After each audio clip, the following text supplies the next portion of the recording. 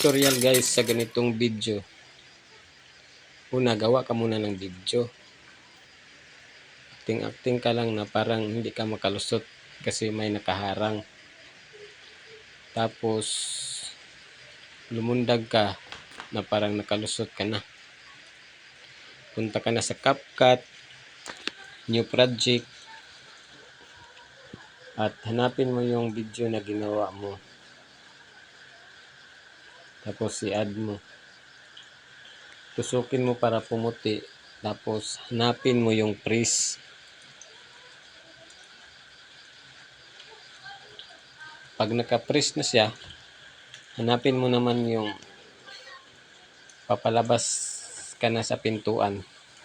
Timingan mo yung papalabas ka pa lamang. At i-click mo ang split. At i-click mo yung kabila. Tapos delete. Pag na-delete na, i-click mo tapos hanapin mo yung overlay at ipantay mo yan sa dulo. Tapos i-click mo yung sa taas at hatakin mo para mapantay sa baba.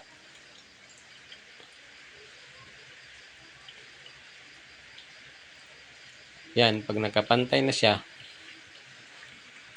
hanapin mo yung papalapag yung paa mo sa lupa. I-click mo yan at i-split mo. I-click mo yung split. Tapos i-click mo yung kabila at hanapin mo yung duplicate. Hanapin mo yung duplicate.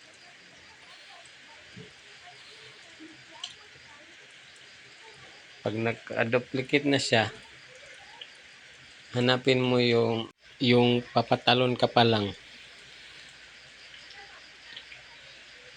Tapos hanapin mo yung split. Click ang split. At pindutin ang kabila at delete. Yang maliit na clip lang ang gagamitin natin. Ilagay mo muna yan sa gitna. Kasi ipapantay natin yan sa yung na-split mo kanina, yung na dinuplicate mo. Diyan, ipantay mo dyan.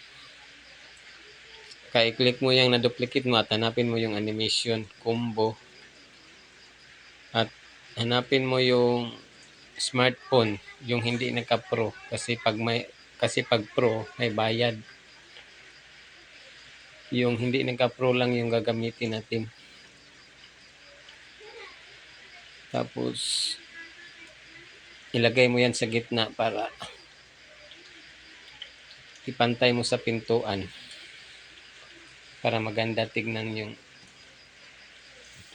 ginawa mong video. Diyan sa gitna.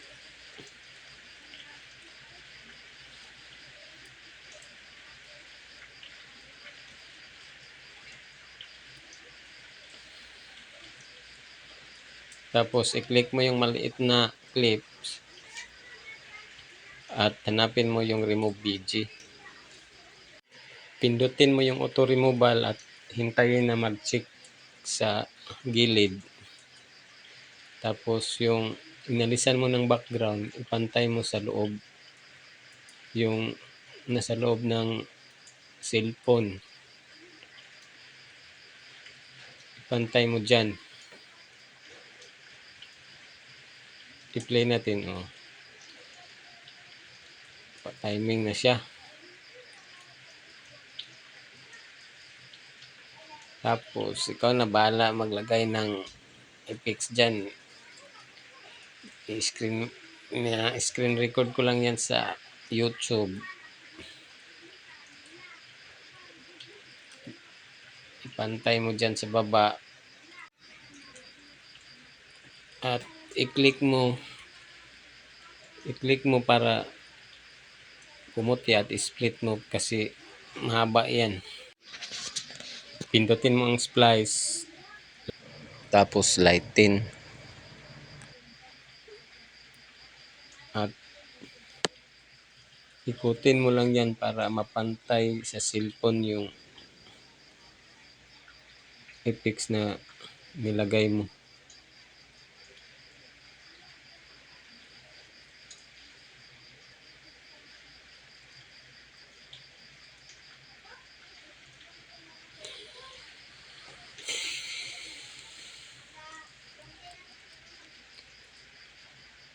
Pag goods na, pwede na yang i-export.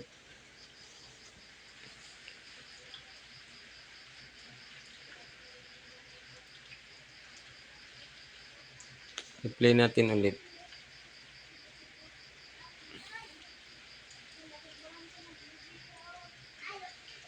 Goods na yan. I-export na natin yan. I-adjust mo yung resolution, frame rate para sa quality ng video. At ganito na ang resulta.